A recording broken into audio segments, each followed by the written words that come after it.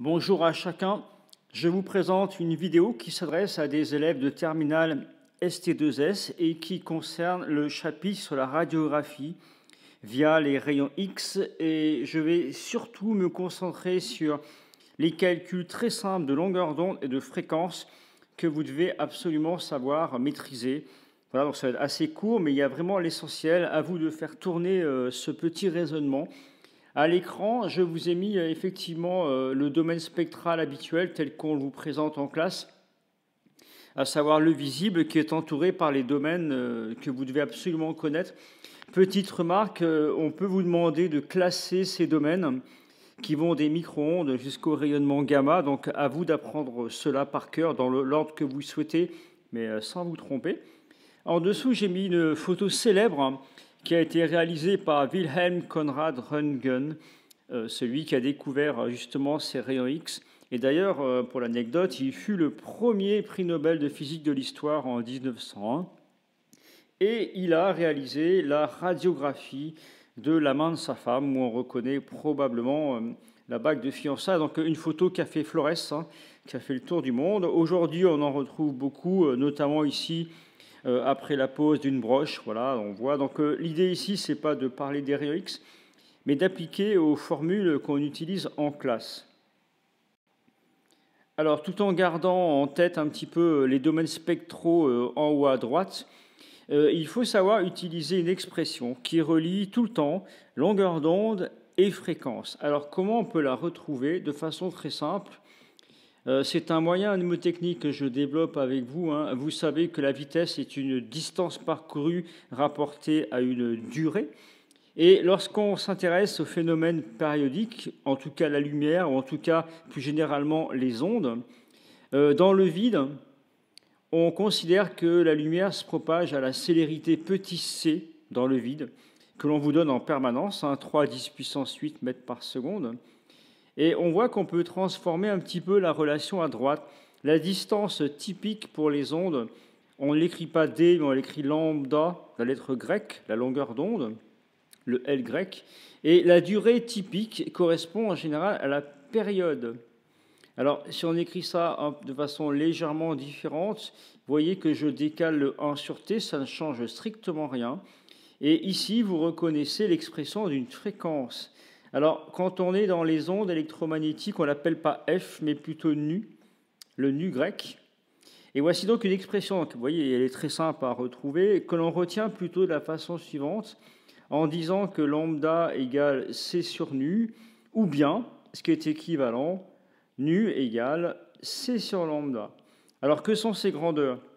C, c'est simplement la célérité de la lumière dans le vide, toujours fournie dans les énoncés. 3 à 10 puissance 8 mètres par seconde. Lambda, officiellement en mètres, il s'agit de la longueur d'onde. Et nu, c'est la fréquence en hertz. En tout cas, c'est l'unité usuelle. On va faire deux petites applications numériques immédiatement. Alors, les rayons X, on peut vous les situer en longueur d'onde, en fréquence ou en énergie, comme c'est marqué dans le schéma au-dessus. Moi, je vais simplement me contenter de vous donner le domaine des rayons X utilisés pour la radiographie. On va dire que c'est borné entre 0,03 nanomètres et 10 nanomètres. Alors, au-delà des 10 nanomètres, on va retrouver le domaine des ultraviolets. Et en deçà de 0,03 nanomètres, le domaine des rayonnements gamma. Question, on peut vous demander connaissant ces longueurs d'onde, quelles sont les valeurs de fréquence correspondantes? Donc, par exemple, nu1, ça va être combien?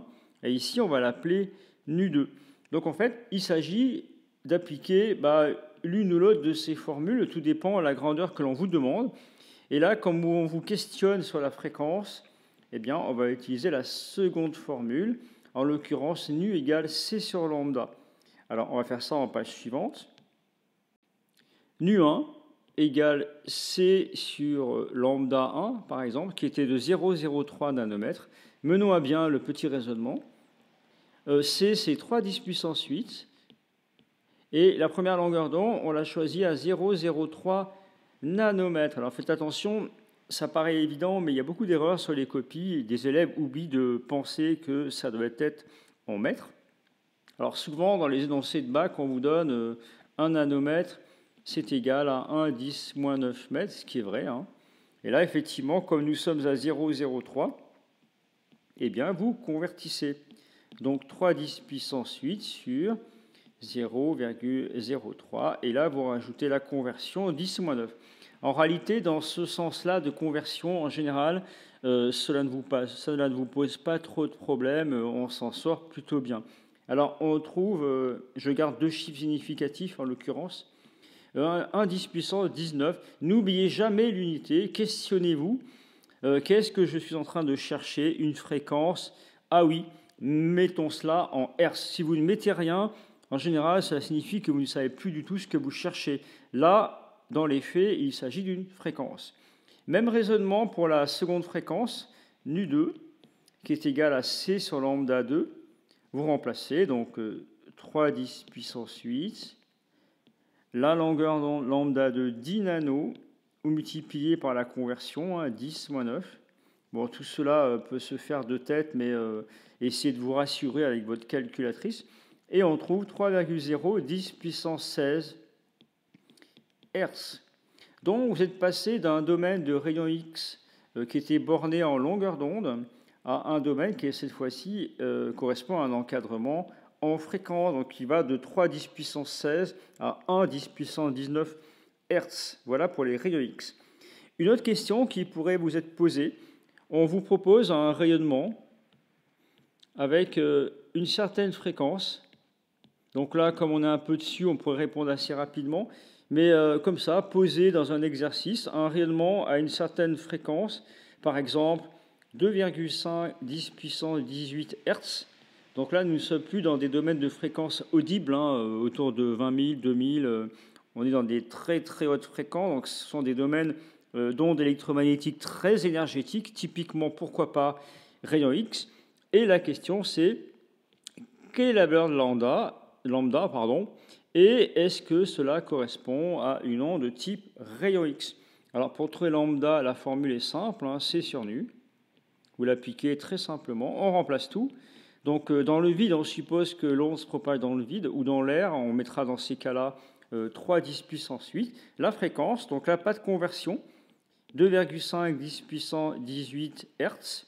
Et, alors j'ai fait le calcul en amont, on trouve en sortie brute de calculatrice 1,2 10 moins 10. Alors, plusieurs questions à se poser. Premièrement, c'est quelle unité? Ah oui, je cherche une longueur d'onde. Donc, en sortie de calcul, en sortie de formule, officiellement, vous êtes en mètres. Donc, voilà un premier résultat. Donc, l'onde que j'étudie là, dans cet exemple, a une longueur d'onde de 1,2 10 moins 10 mètres. Question, oui, mais nous, on parle plus souvent en nanomètres, ça nous repère un peu plus facilement. L'énoncé du bac vous donne toujours la même chose, 1 nanomètre égale 1,10-9 mètres. Et là, les erreurs sont très très fréquentes. La plus fréquente, c'est l'élève qui écrit le résultat encadré, 10-10, on multiplie par 10-9, et ça fait donc 1,2 10-19 nanomètres, ce qui est complètement faux. Alors l'idée, c'est, pour essayer de ne pas se tromper, de faire un petit produit en croix. Alors nous n'avons pas 1,10-9 mètres, on a plutôt 1,2. Je vous encourage vraiment à faire ceci pour vous rassurer et surtout ne pas vous tromper. Et donc cela va faire quelle valeur de longueur d'onde en nanomètres? Donc vous faites 1,2 10-10 fois 1 et vous divisez par 1,10-9. Donc 1,2 10-10. Alors on peut mettre le fois 1 pour montrer au correcteur que vous faites bien le raisonnement jusqu'au bout. Et là, effectivement, on ne multiplie pas par 10-9, mais on divise. Donc, le résultat final, c'est 0,12. Et attention, 0,12 quoi? Ah oui, je cherche quelque chose, j'ai converti en nanomètres. Posez-vous toujours la question. Donc, la longueur d'onde finale, 0,12 nanomètres. Et alors, si vous regardez le début de la vidéo, on situait les rayons X entre 0,03 et 10 nanomètres. Donc, effectivement, 0,12 est bien inclus dans ce domaine-là. Donc, en termes de rédaction, vous dites que lambda est bien compris dans le domaine qu'on vous donne, hein. Donc, le 0,03 nano jusqu'à 10 nanomètres n'est pas forcément exigible au bac, mais on peut vous donner des tableaux, hein. Donc à ce moment-là, vous dites le lambda que je viens de trouver, 0,12, est inclus dans ce domaine-là. Donc c'est bien une longueur d'onde qui appartient au domaine des rayons X. Donc voilà pour cette brève vidéo. Si j'insiste, c'est que ces petits calculs-là doivent être complètement maîtrisés. Il n'y a pas de difficulté majeure, bien entendu, mais efforcez-vous d'être rigoureux, de bien mettre les unités et de vous questionner à chaque fois, qu'est-ce que je cherche? Est-ce que c'est une fréquence ou alors est-ce que c'est une longueur d'onde? Voilà, essayez de travailler ça au maximum. Bon courage à vous et à très bientôt.